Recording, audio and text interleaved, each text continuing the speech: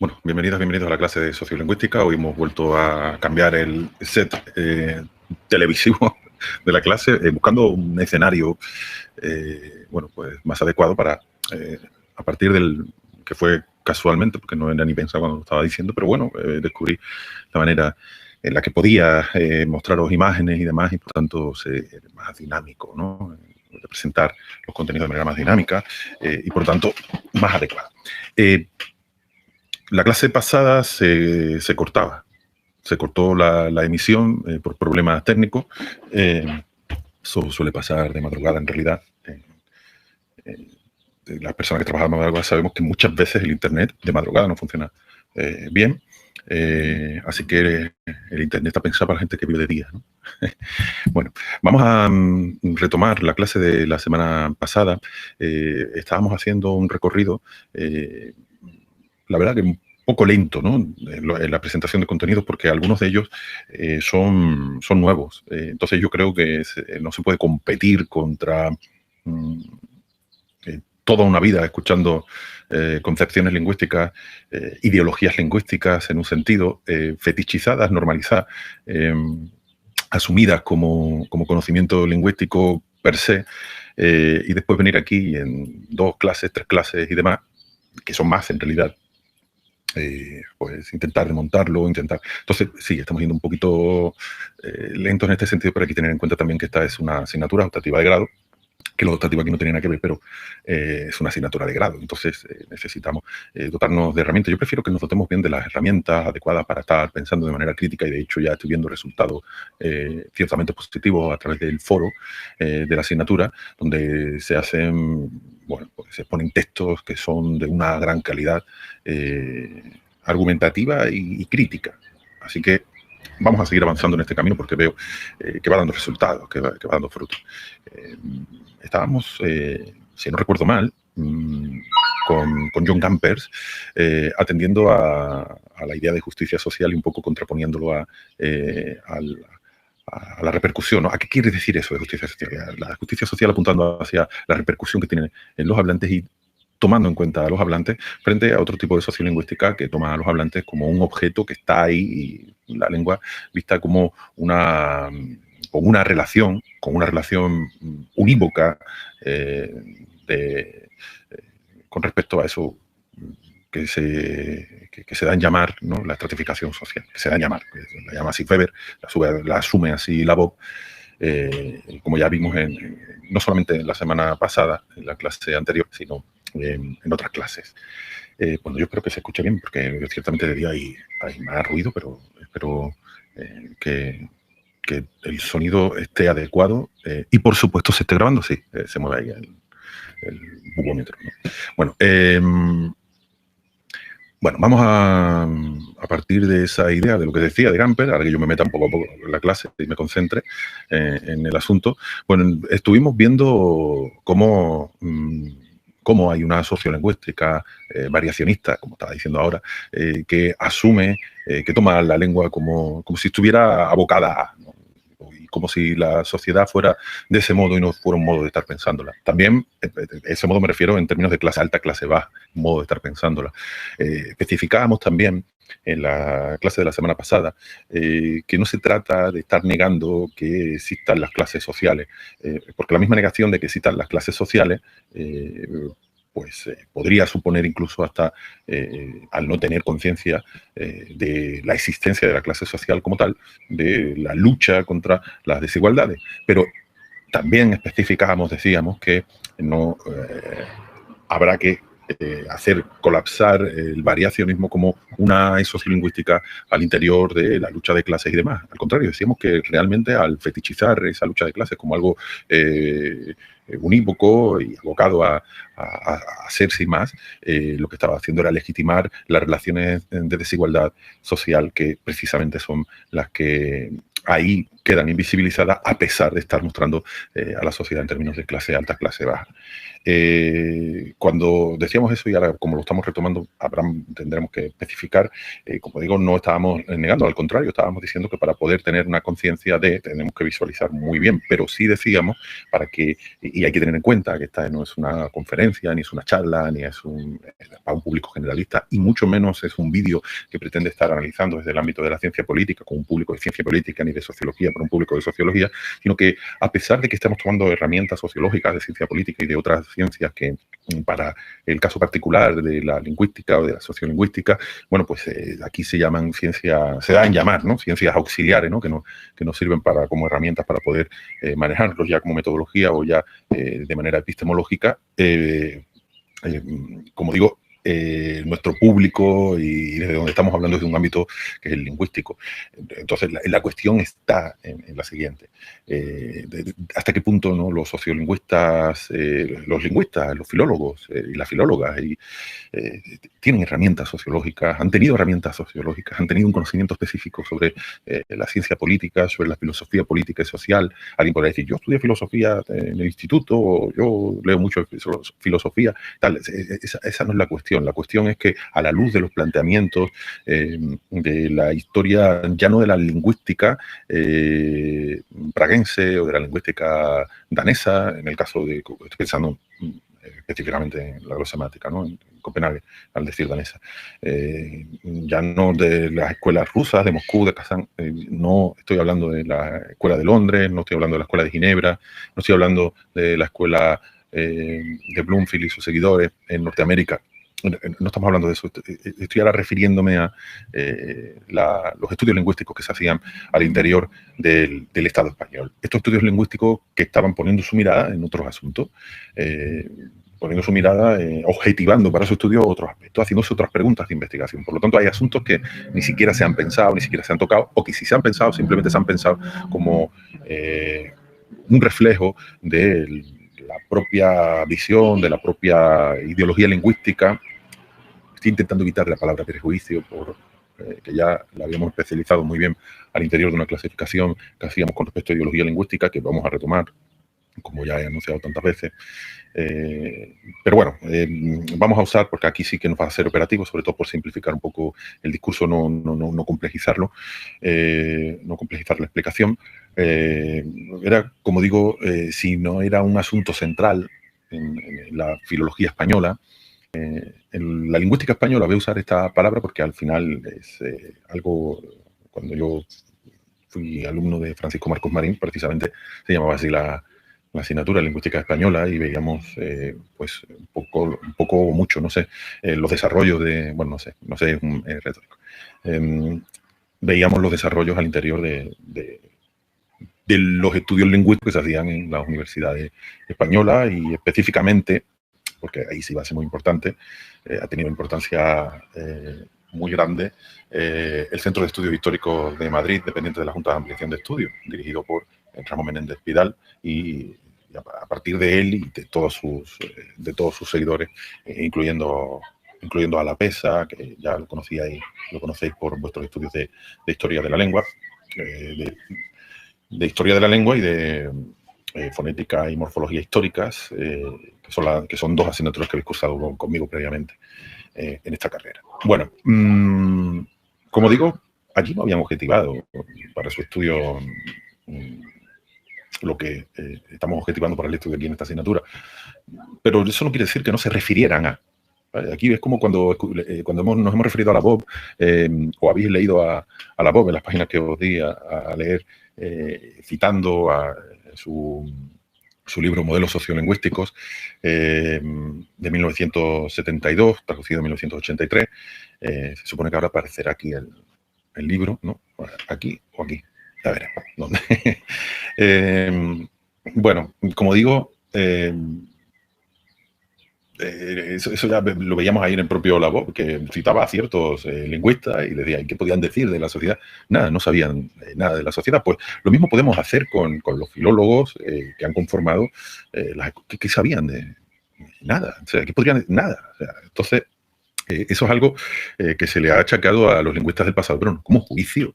Ojo, que saber leer bien esto, porque si no, entonces no vamos a entenderlo. Hay que entender a todo el mundo en su contexto, en sus limitaciones también. Entender a todo el mundo en su contexto no es disculparle todo, es entenderlo en sus limitaciones, para que sus limitaciones no sean las nuestras. Por lo tanto, vuelvo otra vez a repetir, el juicio para allá es el juicio para acá, en realidad. Usando juicio como metáfora. La cuestión es que las evaluaciones sociales que hacían sobre el hablar de las personas eran evaluaciones que estaban en el ámbito ciertamente del prejuicio. No estaban en el ámbito de análisis serio, estaban en el ámbito de una ideología lingüística, porque ya no solamente era el juicio particular. Voy a centrarme ahora en un texto específico de Ramón Menéndez Pidal. Es un texto de 1896 como ejemplo, ¿no? Al hilo de lo que estamos diciendo. El texto de Ramón Menéndez Pidal, voy a referirme a dos, ¿vale?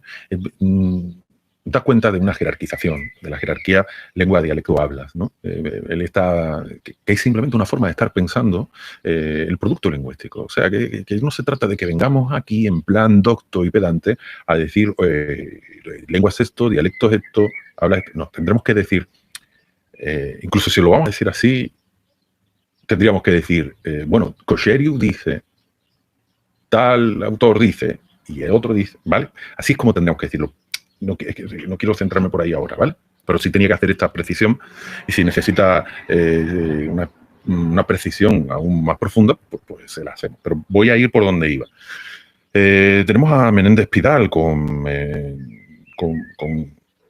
su opinión, pero la opinión, cuidado, que no es lo mismo la opinión del que pasa por aquí, a ver mi mano, por aquí por la calle, ahora, y opina que la opinión de quien habla desde el ámbito académico, aunque estén diciendo lo mismo, o dijeran cosas contrarias, aunque estén diciendo cosas acertadas, o estén los dos, tanto el que va por la calle como el que habla del ámbito académico, diciendo cosas que realmente no estuvieran acertadas, pero no tienen el mismo valor.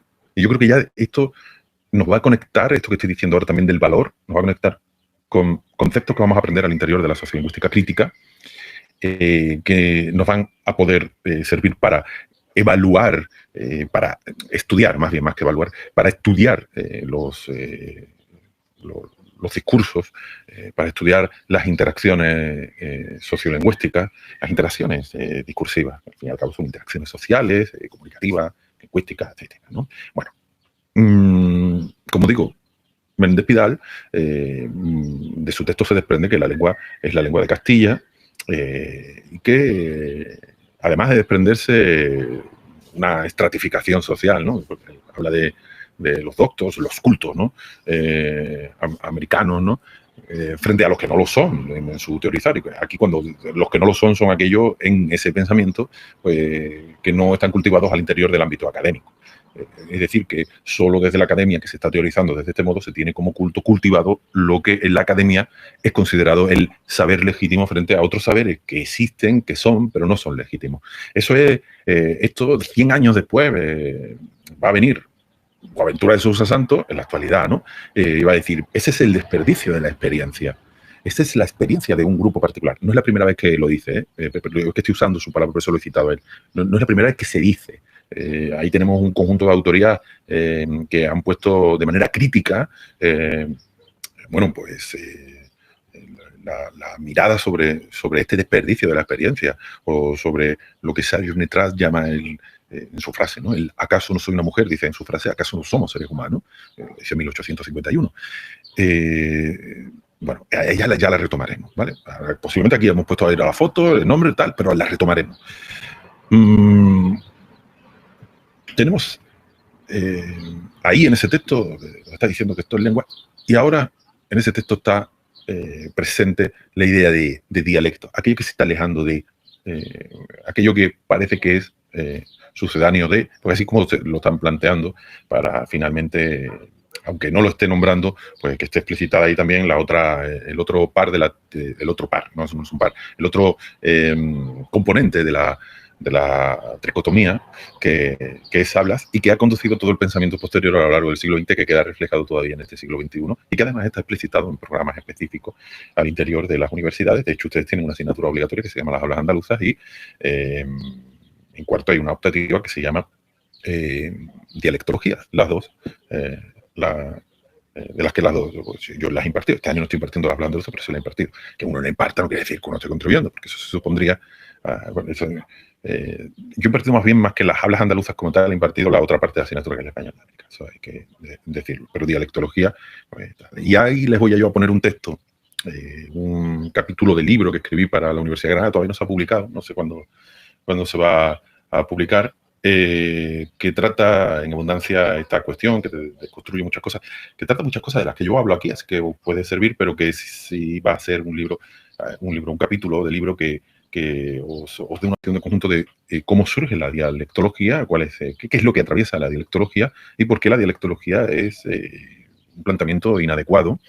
Eso no quiere decir que no se pueda estudiar desde el punto de vista historiográfico, es decir, es lo que se planteó a lo largo de 100 años, grosso modo, un planteamiento de un siglo, pero fallido.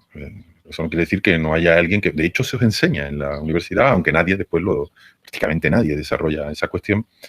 Y sobre todo, si se desarrolla, bueno, pues habría que... Esto no son clases de dialectología, así que allí vamos a tener que estudiar bien esta cuestión para ver qué hay detrás de eso y sobre todo para no hacer una dialectología social, que esto es más importante. Esto de la dialectología social lo voy a dejar un poco ahí, para no hacer colapsar dialectología, vamos a decirle diatópica. Aunque el término diatópico, que es de Leif-Lidal, no quiere decir que es la conceptuación, digo el término. El término diatópico está pensado en el interior de la estructura del lenguaje y no tanto desde un planteamiento dialectológico. Pero no hay que hacer colapsar esta idea con dialectología social, que era la especie de sociolingüística que se hacía al interior de la península ibérica. Quiero acabar ya con Menéndez Pidal. Menéndez Pidal después pone un cuarto elemento ahí en ese texto, como veis, que es el elemento, pero que no... Yo creo que la disculpa es más racista que incluso hasta lo que dice. Lo que dice es racista totalmente, pero el disculpar también, bueno, lo dice, pero no. Hay que ver las consecuencias de lo que se está diciendo. Hay que ver ese texto, incluso hasta el no entender los alcances de que él esté nombrando a un grupo de seres humanos. Algunos los nombra como cultos, otros lo está nombrando como, está llamando a su forma de estar lingüísticamente en el mundo, jerigonza de negros. Lo que está aquí queriendo decir, desplazando del ámbito de la lengua, dialecto, hablas, aunque no está explicitado, pero aparece de manera implícita, es que ni siquiera llega a hablas. Aparece de manera implícita porque ni siquiera dice, bueno, y estos son patuá, ¿no? Como dirían en Francia. No, es que el patuá está asignado,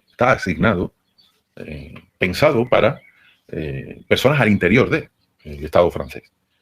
No está pensado para quien, para esa otredad que está sumida,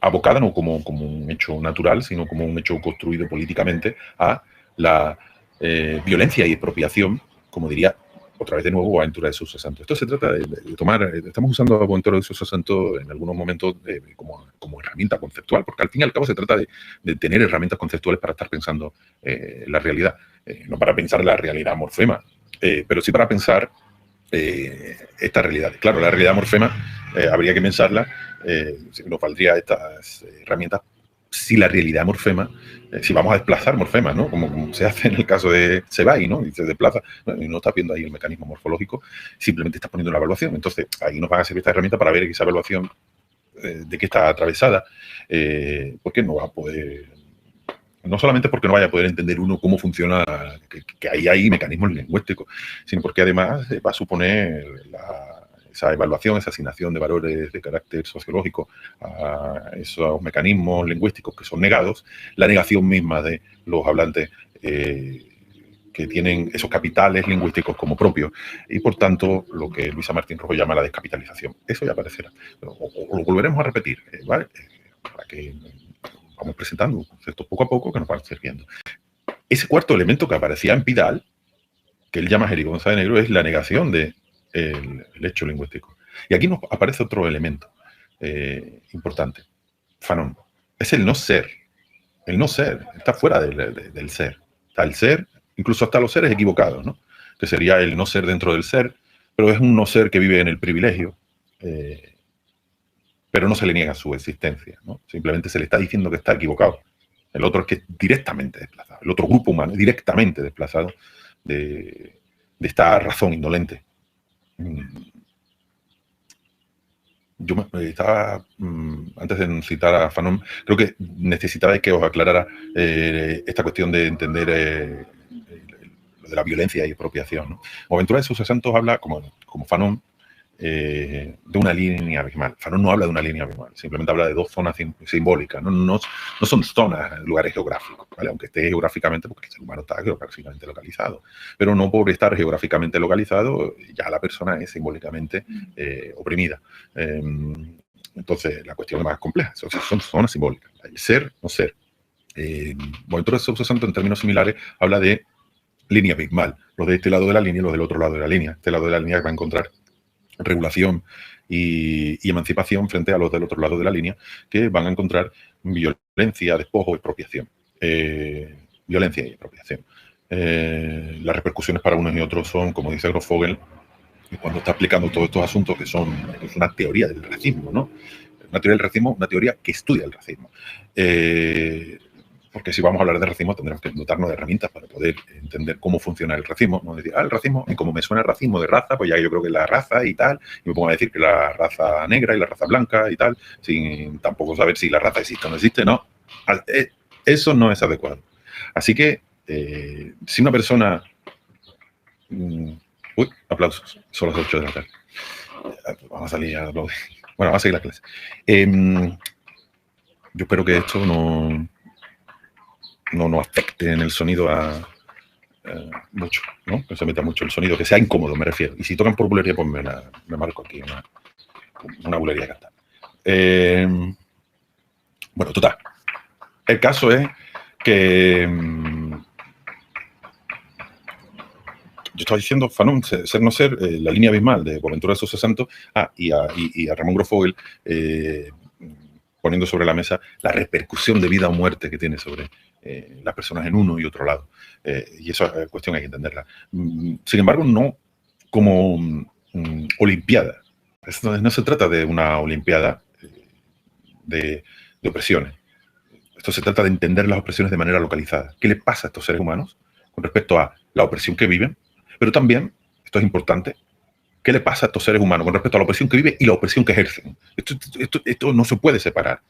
No se debe separar. Porque muchas veces se obvia lo otro. Se toma como la última víctima. No.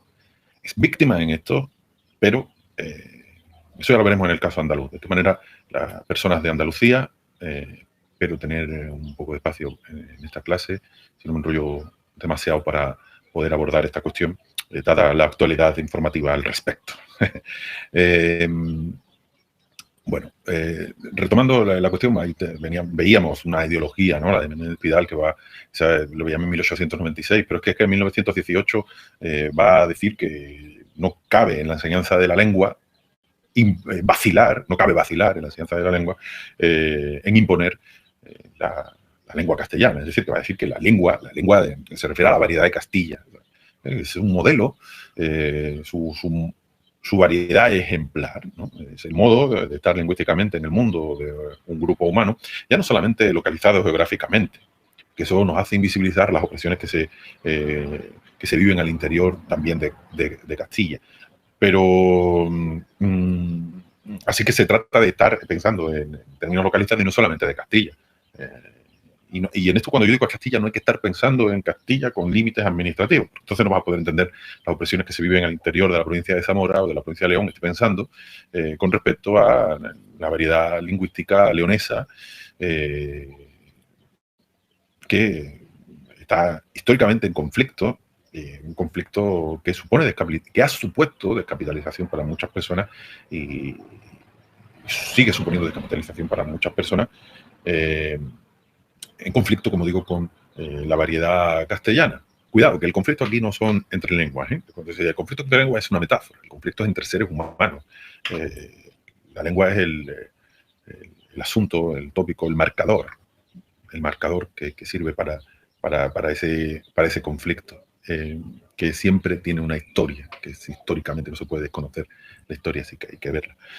Es un ejemplo que estamos poniendo. Yo creo que ha quedado claro, ¿no? Con Menéndez Pidal, esa ideología la vamos a encontrar, es una ideología muy presente en la Real Academia. Ya veíamos cómo su lema, que si bien ahora, bueno, pues parece que no es el rector de su política académica, pero yo sinceramente lo veo más en el ámbito de un discurso como tal, aunque hay acciones específicas, pero bueno, son acciones como ver a ultraderechistas o gente que no ha, que de hecho no creen en la libertad, la democracia, la igualdad, etcétera, apropiándose de esas palabras. Entonces, no, ya la gente que cree en la democracia, cree en la libertad, cree en la... No, no, es simplemente la apropiación de un discurso para vaciarlo de contenido. O sea, al final, esta cuestión también la veremos para ver cómo, para que tengáis elementos. Estamos apuntando siempre a tener elementos, herramientas, para poder entender vuestra realidad, para poder estar estudiando vuestra realidad, porque para poder estar estudiando vuestro contexto discursivo, tener esas herramientas. Es lo que nos dé tiempo porque nos queda un mes de clase, pero en un mes se puede hacer obviamente mucho. Ya hemos superado el ecuador de los vídeos, ¿no? Bueno.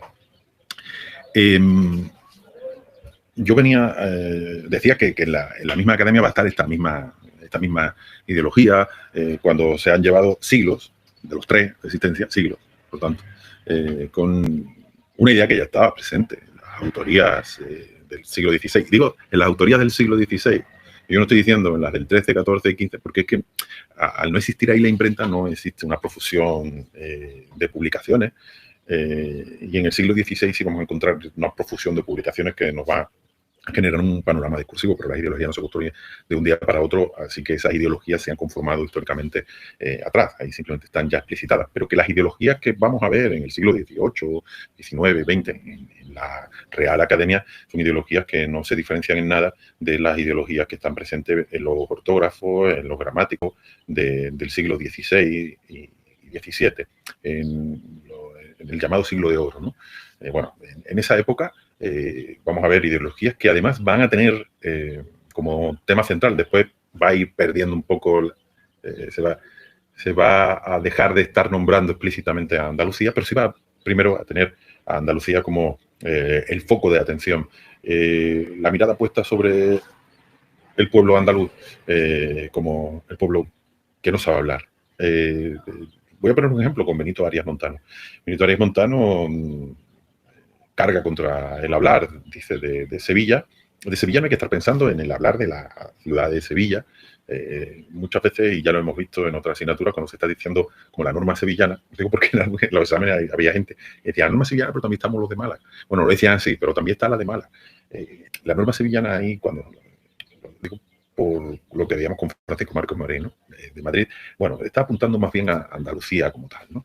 Lo que pasa es que lo nombran así, cuando es Madrid, no es Madrid frente a Ávila, Madrid frente a Segovia, es Madrid de manera amplia, ¿vale? Así que Castilla, ahí también de manera amplia, la Castilla simbólica la vamos a encontrar también en otros lugares que incluso están en conflicto con Castilla.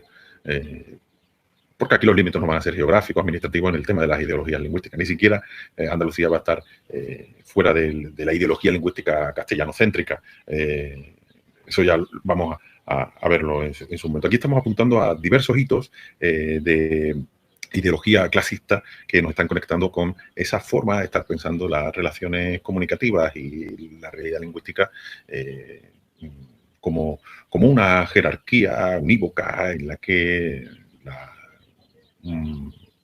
las personas simplemente hablan mal o algunas tienen la suerte de hablar bien, ¿no? La suerte y el lujo, o sea, la palabra de Jesús Tuzón, el lujo del lenguaje, aunque no, con eso no se está refiriendo a eso. El lujo y el esfuerzo, ¿no? El esfuerzo de haber llegado a, ¿no? Se ha presentado así. Bueno, es una interpretación. Esa ideología lingüística la vamos a ver también a lo largo del siglo XX, por ejemplo, en Salvador Fernández. Yo estoy como dando aquí unas pinceladas, ¿no? A mí no me interesan las anécdotas, a mí me interesa estar pensando en la lógica que opera ahí. ¿Qué lógica de jerarquización es la que opera? estructura sistémica es la que se encuentra. Sistémica, otra vez, lo digo, no estoy apuntando al sistema de la lengua estructuralista. Sistémica estoy apuntando a el sistema social, ¿no? de estructuras de pensamiento. ¿Qué lógica opera en esas ideologías? Eso es lo interesante. Bueno, Salvador Fernández, por poner otra pincelada, ¿no? Dice que donde se habla mejor es en Madrid, ¿no? Son las clases cultas de Madrid, no Madrid en general, no en ciertos portales de la castellana, donde lo voy a poner así porque ahí es donde está explícita urbanísticamente una ideología, ¿no? que cuadra con todo esto. Por lo tanto, también conduce una forma de... refleja una forma de pensar el mundo, pero también conduce la forma de pensar el mundo. Tener dos portales, uno para el ser y otro para el no ser, ¿no? El portal de servicio frente al portal... yo hice una vez unas fotos sobre eso, lo que pasa es que después las perdí, entonces no las puedo mostrar, pero las voy a intentar buscar para ver si encuentro algo. Muy difícil encontrarlo, pero si algún día tenéis la oportunidad de caminar por ahí, pues yo que viví un tiempo por ahí cerca, ¿no? de ese lugar, entonces lo conozco bien, lo he caminado por ahí, por la avenida y por dentro, toda esa parte por dentro. De Chamartín. Calle Juan Ramón Jiménez, por cierto, ahí también, y demás. Bueno, el caso es que esa es una ideología que está ahí presente, una ideología que está presentando esa jerarquía. Y no es una ideología, aquí no estamos pensando en que son ideologías que tiene la gente, no.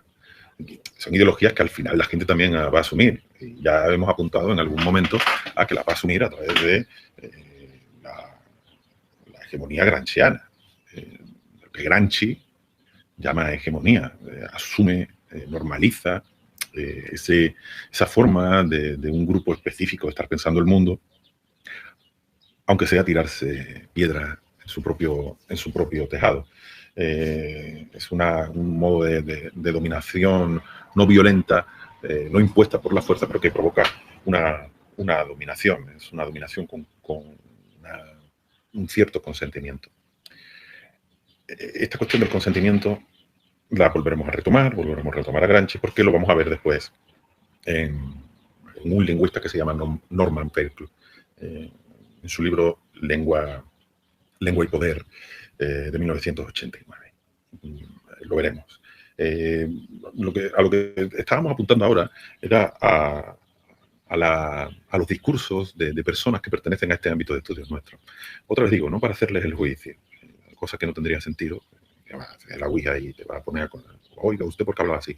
No se trata de eso, se trata de estar entendiendo cómo se ha ido construyendo la ideología lingüística, que las ideologías lingüísticas que reflejan los propios textos académicos, para poder nosotras, ¿no?, aproximarnos al mundo de una manera adecuada, ¿no? Queremos entender bien cómo funciona todo, ¿no? Queremos interpretar bien el mundo, interpretarla de una manera más acertada cada vez. Así que de ahí la continua reflexividad epistemológica. Ya decíamos de dónde lo usábamos, ¿no? De dónde lo sacábamos la semana pasada. Esto de reflexividad epistemológica, que lo hacíamos derivar de la reflexividad metodológica, que aunque no estuviera expresada así, pero también estaba implícito en esas autorías que ya nombrábamos, a Eva Codó, a Virginia Unamuno, a Adriana Patrino, a Miguel Pérez Milán, etcétera, etcétera. Bueno, el caso es que esta forma de estar pensando el mundo son formas de estar, vamos a decirlo así, de una manera resumida, clasista. Ahora, la pregunta es, llegamos al minuto 41 y ahora la pregunta es, no había nadie, era otra cosa, eran Tom. Así pensar, no había nadie, no digo en, sí, John Gamper, no digo aquí, en la península ibérica, no había nadie que pensara, hombre, que era sí, ya, pero a pesar de que era el franquismo y demás, no había una voz disidente. Eso es interesante. Mira, la voz disidente que va a suponer como el germen, que va, o indicios, ¿no? Indicios de los inicios. Porque no va a ser el inicio como tal, o si queremos lo llamamos los orígenes. Claro que en los orígenes hay diversos conatos, usando la metáfora de los incendios, ¿no? Esos conatos que al final van a provocar el gran incendio, pero en este caso no visto como una catástrofe. En la década de 1960, en el sur de Francia, digo porque esto va a tener una repercusión en la península ibérica, pero no al interior de eso que llamamos la hispanística, ¿vale? Y mucho menos al interior de la Real Academia, que al final está en el ámbito de la hispanística. En el sur de Francia, y hay que entender el contexto del sur de Francia, estamos en un contexto ahí lingüístico de complejidad, en el sentido de que no es un contexto monolingüe. Cuando decimos complejidad en estos casos es simplemente es descriptiva la palabra, no es evaluativa. La complejidad ahí no es mala, porque la complejidad ahí lo que está dando cuenta es de lo más consustancial al ser humano, que es la complejidad, lo multilingüe, lo habitual en el ser humano. El monolingüe es algo raro. No ha sido lo habitual a lo largo de la historia del ser humano y ni siquiera es lo habitual en el contexto actual. Que se imponga lo monolingüe, que lo monolingüe siempre represente el mundo desde su perspectiva monolingüe. Claro, es que lo monolingüe, como dice Robert Phillipson, 1991, si no me equivoco, 91-92, en su libro Imperialismo Lingüístico, lo monolingüe impone se impone por hegemonía, se impone por imperialismo. O sea, que la extensión del mundo monolingüe de corte anglosajón es una extensión producto del imperialismo, igual que la extensión de lo hispánico, ¿no? Del español. O sea, coincide con los antiguos imperios de la Europa occidental. Bueno, el caso, en español hay un libro que ha seguido esa estela que está muy centrado en el ámbito anglosajón, pero que se centra en el ámbito hispánico, que es de Moreno Cabrera, que es el españolismo lingüístico, y otro que es el nacionalismo lingüístico, se llama el libro. Otro, no me acuerdo cómo se llama exactamente, el panhispanismo, algo así. Lo pondremos aquí, ese es más reciente. Y bueno, está su libro La dignidad e igualdad de las lenguas. Son libros que siempre recomendamos con lecturas porque iluminan caminos para poder seguir, para poder iniciarse, para poder recorrerlos.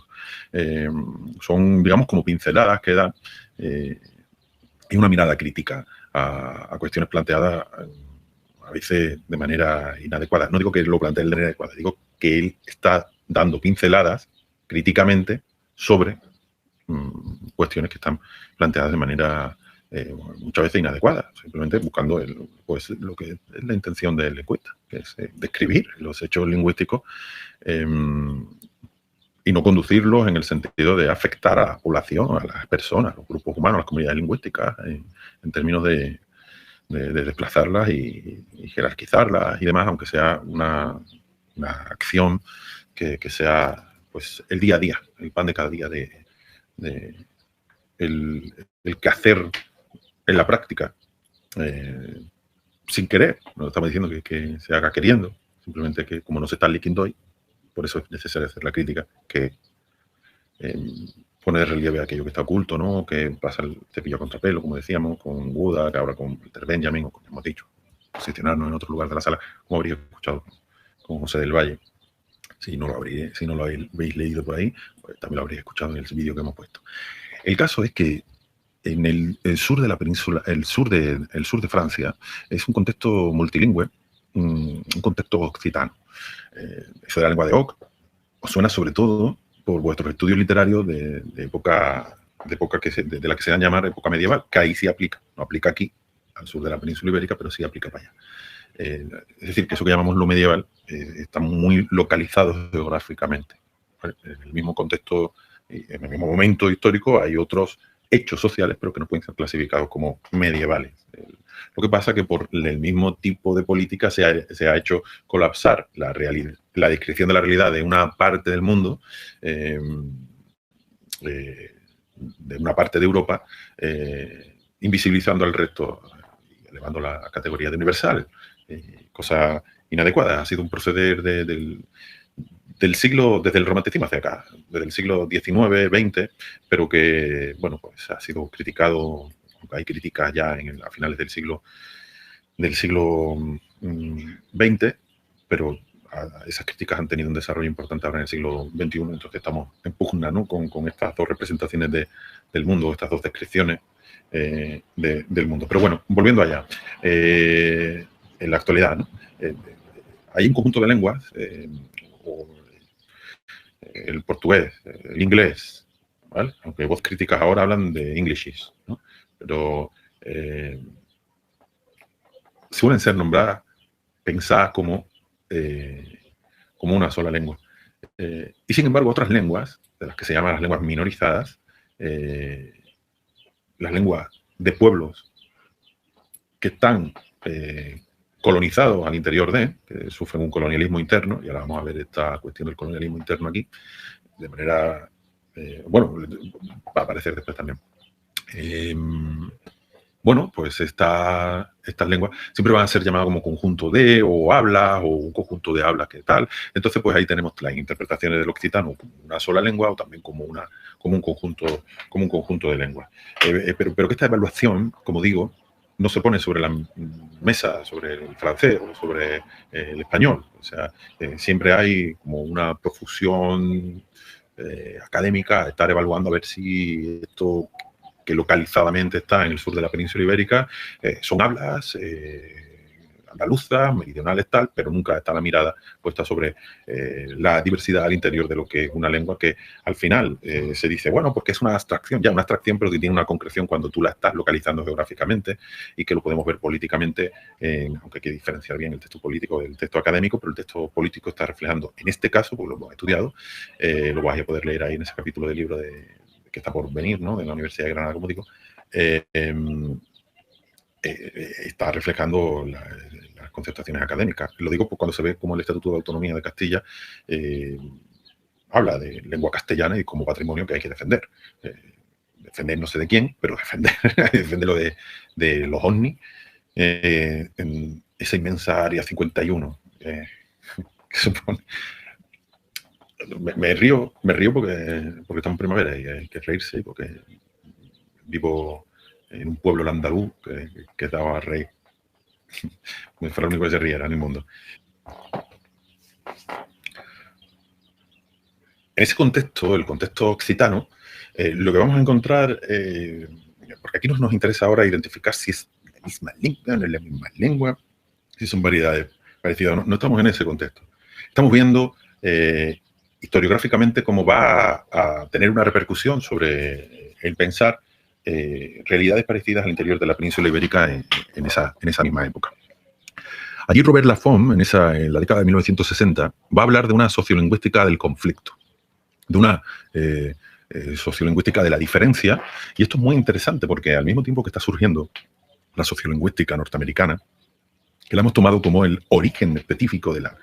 claro, si los sociolingüistas norteamericanos, por mucho que hicieran eso, después no tienen una repercusión del mundo, pues queda ahí como sociolingüística norteamericana como tal. Entonces ya la voz, pues no lo vamos a poner aquí en relación con lo que se hace, Gamper tampoco, tal. Pero es que aquellos sociolingüistas de Norteamérica, al final, lo que van a inaugurar una disciplina a nivel, un área de conocimiento, un conjunto de procederes, ¿no?, a nivel mundial, por la propia hegemonía de los Estados Unidos y la influencia en el resto de los países. Pero paralelamente, en el sur de la península, otra vez con la península, en el sur del Estado francés, tenemos a Robert Laffont, a esa sociolingüística, que va a estar estudiando estas relaciones de conflicto, de conflicto lingüístico entre el francés, la lengua de la isla de Francia, elevada categoría de lengua, frente a esas otras lenguas que han sido lenguas históricamente perseguidas por el Estado francés, específicamente a partir del informe Barrère de la Revolución Francesa, como enemigos de la Revolución. Esto también me lo podéis leer ahí en el capítulo del libro ese de la Universidad de Granada, pues ahí podéis leer esta cuestión si os interesa. Si os interesa específicamente indagar al interior de todas estas cuestiones o consultarlo, ¿no?, en la página o las dos páginas en las que se hable de ello, pues ahí podéis consultarlo. El caso es que esa situación de conflicto lingüístico, y yo aquí no me puedo centrar ahora más allá de decir que el ese contexto de finales del siglo XVIII, en el contexto de la Revolución Francesa, esas otras lenguas diferentes a la lengua de la región de París eran la lengua de los enemigos. Esos discursos había que controlarlos y no se podían controlar si no se comprendían. No se podían controlar si estaban producidos en lenguas diferentes. No hay que hacer una representación ni del Estado francés ni del Estado español con respecto a de hacer colapsar la idea de Estado con la lengua. O sea, francés, pum. Eso es muy infantil, eso es muy escolar. Entonces, nos tenemos que desprender del niño o de la niña que fuimos, cosa que es muy difícil porque no nos lo dijeron un día. O sea, ha sido mucho tiempo y no es que no los dijera la escuela, sino que es que además lo reproducen los medios de comunicación también y las representaciones constantes que hacemos sobre ese tema. Además que estas lenguas imperialistas son nombradas con el nombre mismo del Estado, nación, imperio, ¿no? Francés, Francia. Es una variedad entre todas, pero esa variedad además va a ser nombrada, se va a hacer colapsar, para hacer colapsar la idea de... Es una... al final... es una estrategia relacionada con cómo funcionan las ideologías lingüísticas que va a provocar un borrado ideológico. No quiero ahora citar a Judith Irving y Susan Gold porque esas las vamos a ver específicamente otro día y podemos retomar esto, pero claro, como muchas cosas que digo tienen aplicaciones, ¿no? La manera de dar las clases era esta. O presentamos las herramientas desconectadas de sus condiciones sociales de producción y las aplicamos, cosa que me parece... que para una asignatura inicial puede ser complejo, puede ser complejo para asumir, porque si es la primera vez, para que no sea más complejo, pues yo creo que esta manera de estar conectando las condiciones sociales de producción y ir pensando poco a poco, para después ya tener herramientas y después en un nivel superior poder verla. Que a lo mejor no tenemos la ocasión, no tenemos la oportunidad, o sí, ¿no? de estar juntos ahí viviendo, estudiando estas cuestiones. Pero bueno, yo tengo ahí alumnas que están haciendo el trabajo fin de grado y el trabajo fin de máster sobre estas cuestiones, que ya no solamente son asignaturas, son trabajos, ¿no? Que se aprende un montón, escribiendo, leyendo y escribiendo, es como más se aprende, más que también escuchando, ¿no? Pero escuchando te ilumina caminos, ya el recorrerlo, ahí se aprende mucho. Bueno, pues tenemos a Robert Laffont allí y Robert Laffont va a influir sobre un sociolingüista, Rafael Linyoles, que falleció el año pasado, y que va a ser uno de los pioneros de la sociolingüística en el Estado español, pero en un contexto muy determinado, que va a ser el contexto de los estudios de los países catalanes, del valenciano, y también a Aracil, Vicent Aracil. Vicent Aracil y Rafael Linyoles va a ser como dos de los pioneros. La cuestión es la siguiente. Ellos tienen una repercusión sobre el resto del Estado español. Aquí es donde entramos otra vez con esta pugna. Esta pugna, cuidado, que habíamos hecho dos caminos en un contexto norteamericano. En el contexto español ya no se trata de hacer dos caminos, porque hagan representaciones diferentes, tengan metodologías diferentes, tengan herramientas diferentes. Las complejidades o que se financien cosas diferentes, ¿no? Que al final quedan más privilegiadas porque reciben más financiación al interior de una política específica que ejerce el Estado de Estados Unidos, el gobierno de los Estados Unidos allí en ese caso, allí, es decir, el Estado de los Estados Unidos va a ser, la idea allí de Estado va a ser totalmente diferente, directamente es el gobierno. Pero bueno, eso es otro tema, el caso es la financiación. Que como ya hemos citado muchas veces, en un contexto de Guerra Fría por la política específica que desempeña ese país, ¿no? España va a tener otro contexto, es un contexto franquista, un contexto de Estado fascista, nacionalcatoricista, que viene de una guerra de exterminio, de una ideología y de una represión contra los otros pueblos peninsulares diferentes al pueblo. El caso es que aquí tenemos otro contexto, es un contexto de fascismo nacional catolicista que viene de haber exterminado, perseguido y lo sigue haciendo a lo largo de todo el periodo, a ideologías de la igualdad, de la justicia social, frente a su ideología de la desigualdad, dominación y opresión que caracteriza a estas formas de estar representando y de actuar sobre el mundo fascista y Y bueno, el caso es que esto, claro, va a tener una repercusión sobre el ámbito científico que además se había tocado, es decir, no es que, bueno, pues los científicos sigan por ahí, no, no, ya el BOE de 1940 ya se está nombrando como BOE, que venía de ser la Gaceta de Madrid, para finalmente ahí ya adoptar, va a cambiar hasta los nombres, ¿no? El Boletín Oficial del Estado, que es como se llama actualmente, como se sigue llamando. Y van a cambiar el nombre también de la Junta de Ampliación de Estudios, y la va a nombrar como el Consejo, digo porque en ese BOE, ¿no? en esa anuncio en el BOE, donde, en ese decreto, donde se va a poner, se va a hacer, ¿no? Se va a cambiar por el Consejo Superior de Investigaciones Científicas. O sea, ahí se va a tocar la ciencia y se va a poner los estudios de doctorado bajo los auspicios de la Virgen de la Inmaculada. Cosas que son dos cosas diferentes, la Virgen de la Inmaculada y los estudios de doctorado. Pues ahí se va a colapsar también. Y por lo tanto se toca la ciencia también. ¿Por qué? Porque es importante para los intereses políticos. O sea, política y ciencia van de la mano. No está la política, está la ciencia. No, esas son formas de estar interpretando el mundo, además legitimando, y por tanto es importante, ahí va a ser importante que la toquen en su virtud de lo que hicieron, ¿no? Y lo que quiero decir es que va a tener también una repercusión en los estudios lingüísticos. Se tocan hasta los programas también universitarios. Se cambia todo, ¿no? Claro. Se destruye todo lo que se estaba construyendo y se construye otra cosa totalmente diferente, pero muy alejada de lo que sí podemos decir científico como tal y cultura, cuando decimos cultura. Lo que tenemos es, al final, la promoción de representaciones del mundo lingüísticamente, representaciones del mundo que van a estar explicitadas en eso, en ese comentario al interior de textos académicos, ¿no? de Salvador Fernández Ramírez, de la mejor forma de hablar es la de Madrid. Lo demás es campo, ¿no? Como ahí están representando el mundo. Campo en el sentido de gente que forma parte del paisaje. Es que en 1942 se va a republicar en la revista de Occidente, que dirige Ortega y Gasset, esa idea del andaluz como ideal vegetativo, como parte del paisaje, pero no parte del paisaje como animal, sino como vegetal, dice, sin interacción con el medio. No tenía tampoco mucha idea de botánica. Hay un profesor en Italia que habla del cerebro de las plantas, las raíces, y habla pues no recuerdo, no sé si son 9 o 15 sentidos, pero desde luego son mucho más que los sentidos. No son 9, son creo que 15 sentidos que tiene la planta, que piensa. O sea, tiene otra forma de estar en el mundo. Claro, alguien especialista pues verá esto como le hará gracia, supongo, ¿no? Pero bueno, este profesor se toma muy en serio el estudio, como en la universidad hay muchas áreas, ¿no?, de conocimiento, y entonces estudia las piedras. Alguien de geología dirá, hombre, decirle las piedras, ya, pero es que estamos simplificando, ¿vale? No estamos ninguneando, al contrario, estamos elevando a categoría de legítimo todos y cada uno de estos estudios. Yo creo que ha quedado clara esta cuestión. A lo que estamos apuntando es al conflicto,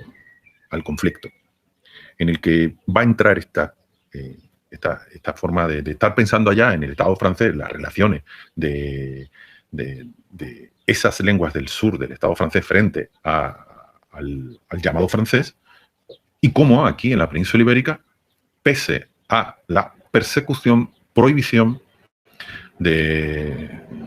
o representación de las otras lenguas de la península ibérica, denominadas en los libros de texto como dialectos de España frente a la lengua de España. ¿Sabes? Esto tenía una repercusión hasta hace unos años, en esta misma década. La década cuando empieza, en el 21 o empieza en el 20. Bueno, si empieza en el 21, es esta misma década. Si empieza en el 20, después de la década pasada. Pero hace unos años, y no hace mucho, ¿eh?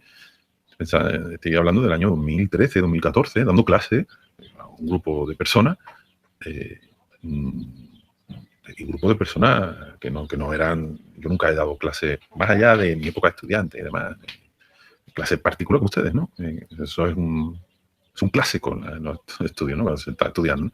Pero yo digo ya después profesionalmente, siempre a personas de 18 para arriba. ¿Qué es lo que...? Sí, que habían asumido y tenían la idea, y encima discutiendo y además cuestionándome el resto de mis conocimientos, porque yo decía que el catalán, yo les explicaba, ¿no? Y me decían que no, que el catalán era un dialecto de España frente a la lengua española, y que el vasco también era un dialecto frente a la lengua española. Entonces, esa forma, ahí estaba explicitada esa jerarquía, que es una jerarquía de lo legítimo y lo ilegítimo, aquello que bueno, lo habían asumido, ¿no?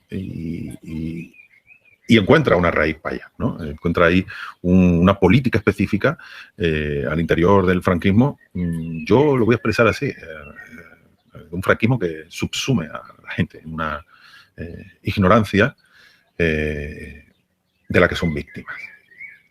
Tenemos a las víctimas directas por fusilamiento, al menos son pocas. Hay que advertir que cuando hablamos de esta cuestión estamos hablando, como dice el profesor Vicente Navarro, de un contexto que va a provocar que España se convierta entonces, y sigue siéndolo en la actualidad, el segundo país del mundo con más desapariciones forzosas.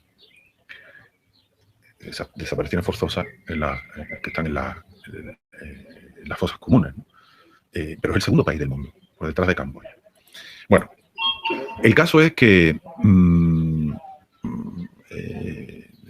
la lengua vasca, la lengua catalana, incluyendo la lengua catalana también al valenciano, aunque el Estatuto de Autonomía de Valencia lo eleva a categoría de una lengua diferente a la lengua de Cataluña, pero como lingüísticamente realmente no está sustentado, todo eso que llamamos lengua va a tener siempre una variación, así que va a haber siempre diferencias asociadas a diferentes factores, como ya sabéis, con la terminología de Fliedel, diatópica, diastrática, o la terminología de Cocherio también diafrásica, ¿no? Que son formas estas, estos términos, estas conceptuaciones también de estar, intentar dar cuenta de manera comprensiva de la realidad, ¿no? Que son elementos brevemente, digo brevemente no en el tiempo, digo elementos, bueno, pues de una cierta sociología que tiene que incorporar el lingüista, en este caso no de manera espontánea, o sí, espontáneo, porque ahí vamos a tener que hacer una crítica ahí, pero que incorpora para poder evaluar la realidad. El caso es que el catalán, el gallego, están presentes ahí en la realidad. Tanto que están presentes que es que las aldeas de Galicia, pues en los años 90, todavía encontrábamos allí a personas, y todavía seguimos encontrando en la actualidad. Pasa que hay que verlo en el campo, y yo hace muchos años que no interactúo en ese sentido, que no podría yo ahora sostener, pero oye, yo remito ahí a estudios, por ejemplo, de Fernando Ramallo, que son profesores de allí, o a Mauricio Fernández, son profesores de universidades gallegas que hacen trabajo de campo. Específicamente Fernando Ramallo hace trabajo de campo, se dedica a las falas gallegas, como él llama. Bueno, el caso es que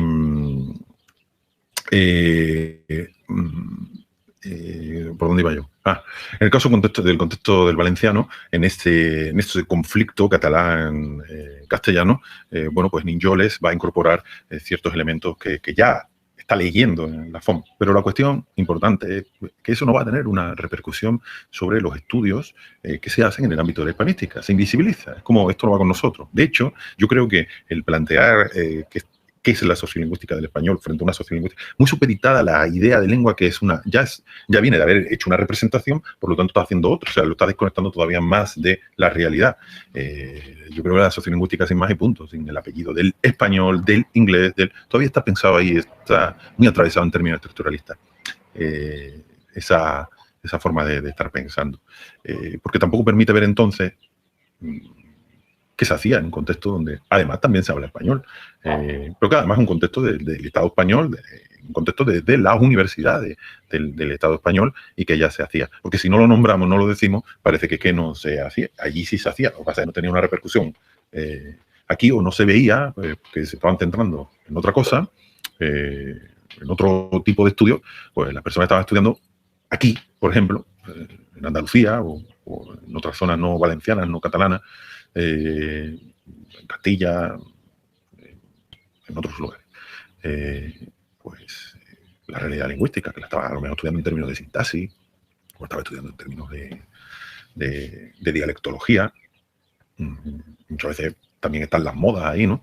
Pero yo creo que Ninjoles, bueno, Ninjoles, lo vamos a decir, no que lo decimos con total certeza, Ninjoles y Aracil se pueden ser identificados como pues, de las primeras personas, de los pioneros que van Y después también hemos identificado a personas también del ámbito catalán.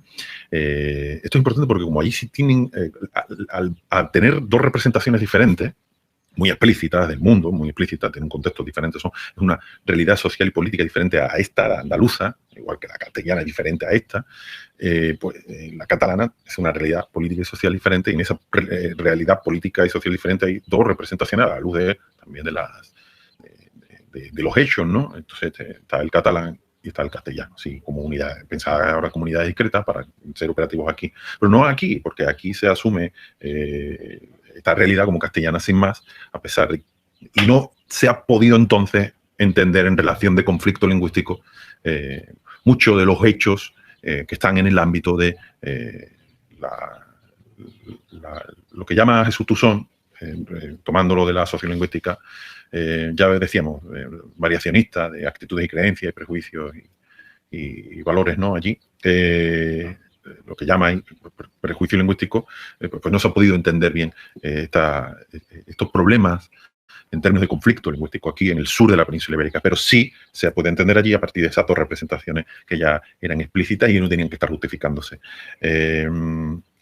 Bueno, allí ya decíamos, como digo, que en los años 70 y 80, pues jóvenes entonces, uno siempre es joven de espíritu, así que tampoco que no estamos diciendo nada malo con ellos, simplemente estamos diciendo que eran en su edad de estudiantes de posgrado, pues Elena Casamilia, Amparo Tuzón, Celso Cáccamo Álvarez, al final van a acabar en California a partir de diversas becas, tal y cual, y también es justo reconocerlo, estudiando con John Gamper, siendo Amparo Tuzón, Celso Álvarez Cáccamo, Amparo Tuzón del ámbito catalán y Celso Cáccamo Álvarez del ámbito gallego, estudiando, siendo doctorandos de Gamper y por tanto convirtiéndose doctores a partir de los estudios y de la dirección, ¿no? de Gamper, y trayéndolo después aquí a la península ibérica al contexto de sus respectivas universidades. Celso Álvarez Cáccamo es... creo que lo he dicho antes al revés, Celso Álvarez Cáccamo es profesor en la Universidad de La Coruña y Amparo Tuzón es profesora en la Universidad de Barcelona. ¿De Barcelona o de la Autónoma de Barcelona? No estoy seguro. De la Barcelona, Autónoma de Barcelona, y no sé si también imparte clases en la Pompeu Fabra. Son tres universidades de Barcelona, ya en un contexto de Barcelona y Celso en un contexto de La Coruña. Ahora, tiene una repercusión sobre esto que llamamos la hispanística, ¿vale? Que esa es una forma de representar el mundo. Pues, forma de representar el mundo. Van a poner, y lo ponen, muro, va a ser problemáticas en sí, ¿no? Pero es justo reconocer esas autorías que están, pero que no van a ser que aunque estén, vamos a decirlo así, de manera periférica, no quiere decir que su discurso encuentre un callejón sin salida y mueran ahí en su discurso. No, no. Van a tener líneas, que van a ser líneas que van a estar paralelas a otras. Entonces aquí nos van a también aparecer dos desarrollos diferentes de la interpretación del mundo, que están muy relacionados con esa idea de la justicia social. Porque los planteamientos, estábamos diciendo justicia social a partir de Gamper, y estos son discípulos de Gamper. Es lógico pensar, no solamente por relacionarlo con Gamper, sino a la luz de lo que han hecho y de lo que siguen haciendo, que su línea es una línea de la justicia social. Ahora, no podemos decir que sea una línea de justicia social, discurso que están tomando como lo correcto el hablar de un grupo social localizado geográficamente frente al resto que se está evaluando de manera negativa.